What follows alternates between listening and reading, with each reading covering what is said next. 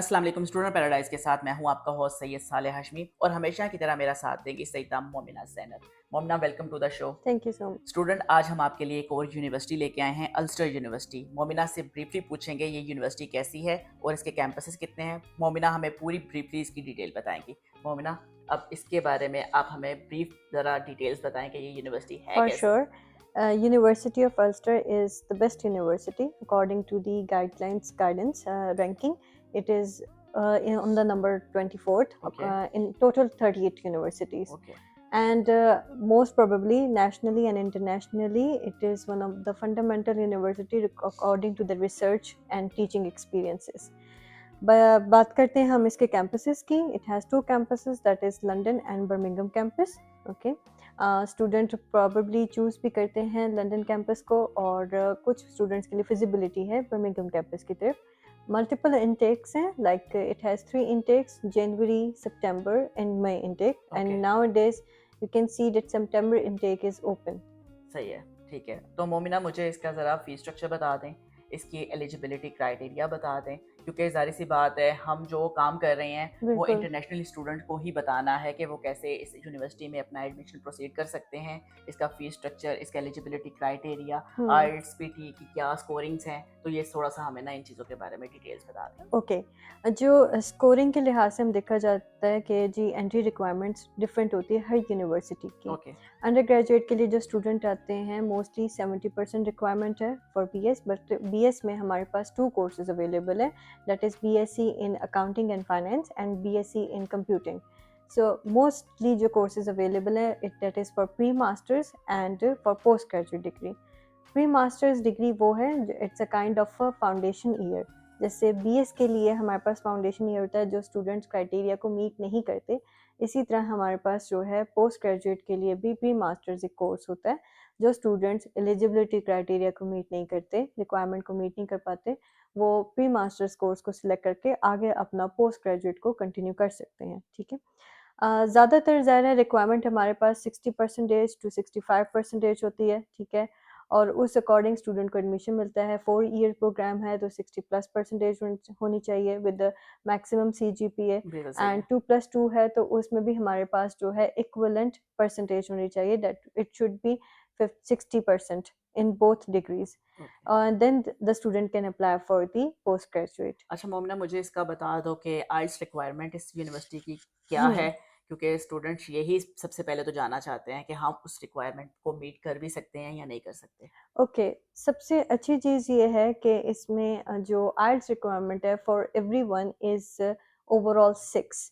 Okay, ठीक है. मतलब ये है कि अंडर ग्रेजुएशन के लिए और मास्टर्स प्रोग्राम के लिए जिन्होंने बिल्कुल. जाना है वो सेम है। बिल्कुल, दोनों के लिए सेम है, कोई डिफरेंशिएशन ये नहीं तो है. बड़ी अच्छी ये फिजिबिलिटी है इस ईज़ीनेस यूनिवर्सिटी है की। कि स्टूडेंट जो है अगर अंडर ग्रेजुएट का है, तो भी वो 6 लेकर आए अपने आइल्स में ओवरऑल स्कोर, और अगर पोस्ट ग्रेजुएट के लिए तो भी 6 जो है रिक्वायरमेंट है. सही है। पीटीई स्कोरिंग भी same according to the overall जो 6 बैंड्स है उसके अकॉर्डिंग जो है आपका ओवरऑल स्कोर जो है 60 और 59 होना चाहिए with no module less than 59. Okay. बिल्कुल सही है। एंड अगर मोस्टली हम ज़्यादातर और टेस्ट की बात करते हैं तो वो एक साइड पे हो जाता है, बट मोस्ट फिजिबल और जो मोस्ट जो है रिक्वायरेबल जो टेस्ट हैं वो पीटीएन आइल्स हैं. हाँ, और आइल्स की रिक्वायरमेंट बड़ी एक फिजिबल जो है वो है रिक्वायरमेंट बहुत इस बहुत यूनिवर्सिटी की। फिजिबल है. स्टूडेंट कैन इजीली जो है वो बिल्कुल. ग्रैब द एडमिशन, ठीक है, यूनिवर्सिटी जो अल्स्टर है, क्योंकि ये बहुत मिनिमम जो है उसकी आइल्स रिक्वायरमेंट है। और बिल्कुल. हम साइड पे जब भी देखते हैं यूनिवर्सिटीज़, आपको पता है कि अब जो मास्टर्स के लिए हैं वो 6.5 तो ओवरऑल चल रहा है। तो ये एक अच्छी जो है अपॉर्चुनिटी है यूनिवर्सिटी ऑफ अल्स्टर के अंदर जो वो है। इसमें ये भी आ जाता है कि जो स्टूडेंट है वो जिस भी कोर्स में जाना चाहता है वो इस मैक्सिमम कोर्स को जो है मीट करके आए.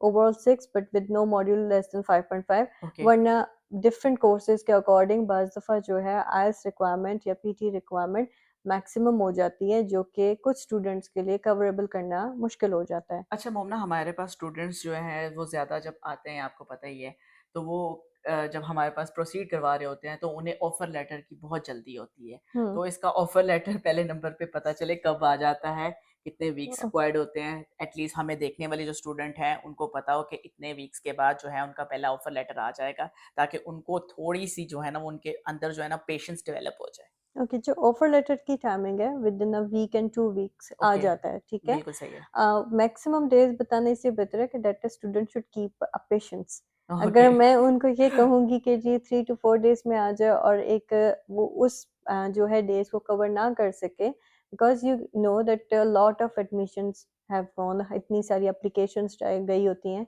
कि उसमें टाइम लग जाता है, किसी को पहले किसी को बाद में। बट 2 वीक्स आर मैक्सिमम जिसमें स्टूडेंट को जो है उनके ऑफर लेटर रिसीव हो जाता है। अच्छा, और जो इसका स्टडी गैप है फॉर अंडरग्रेड के लिए और मास्टर्स के लिए वो थोड़ा-सा बता दें? Okay, the study gap for undergraduation is 2 years with a verifiable or proper work experience.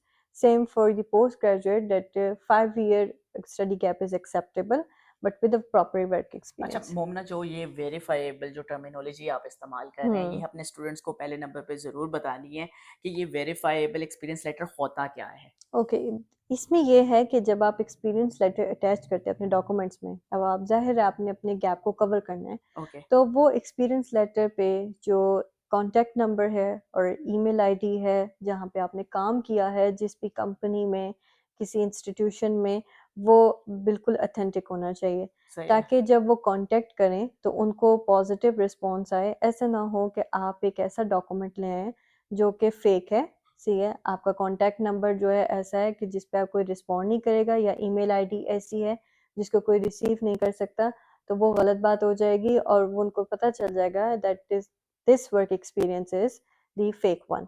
Okay, so तो ये फेक जो एक्सपीरियंस लेटर होता है, इसका कोई इम्पैक्ट होता है आपकी वीज़ा प्रोसेसिंग में?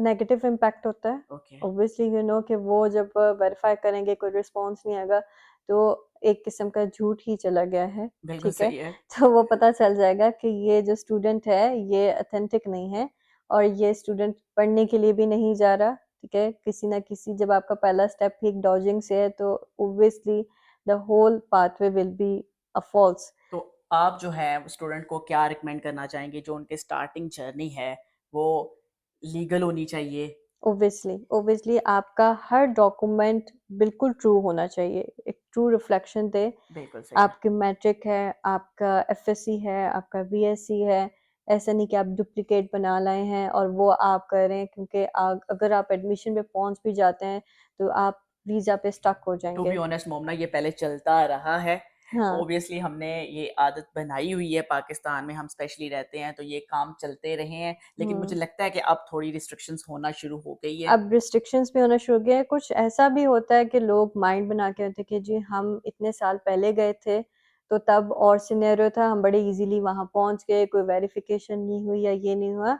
बट 15 टू 20 इयर्स के मार्जिन के बाद, इट्स नॉट 2024 और 2023 का एक ईयर हम्म, गुजरा है, आपको पता है कि उसमें भी बहुत सारे जो सिनेरियोज है काफी टफ हो गए, बिल्कुल। ठीक है। यूके की तो अब हर साल जो है नई नई पॉलिसी हम देखते हैं। बिल्कुल कभी डिपेंडेंट्स को क्लोज कर दिया जाता है, कभी कोई और प्रोग्राम जो है उनमें ऐसे ही है। लिमिटेशन आ रही है, क्योंकि थिंग्स वो कहते हैं ना, ज़माना बदल रहा है, तो चीज़ें बिल्कुल, भी बदल रही हैं। बिल्कुल, और लेकिन स्टूडेंट जो है उसको कंसीडर नहीं करता, ठीक है?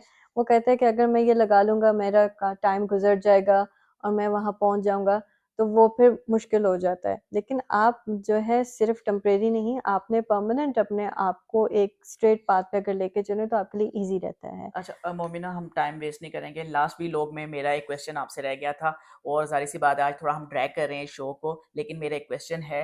रेफरेंस लेटर जो होते हैं, रिकमेंडेशन लेटर जो हम यूनिवर्सिटी से लेते हैं अगली यूनिवर्सिटी में अप्लाई करने के लिए, वो कितने ओल्ड होने चाहिए? क्योंकि समटाइम्स हमारे पास बच्चे जो है ना वो लास्ट ईयर के लेके आ जाते हैं, तो उसका क्या सोल्यूशन है? मैक्सिमम 2 मंथ्स और 3 मंथ्स का हो तो कोई मसला नहीं है, कि ओके। इतना एक्सेप्टेबल है कि चलें अभी आप अप्लाई करें तो 2 महीने पहले आपने लिया है, ज़ाहिर 2 महीने में जो है स्टूडेंट चेंज नहीं हो जाता, या उसकी जो है पर्सनैलिटी चेंज नहीं हो जाती।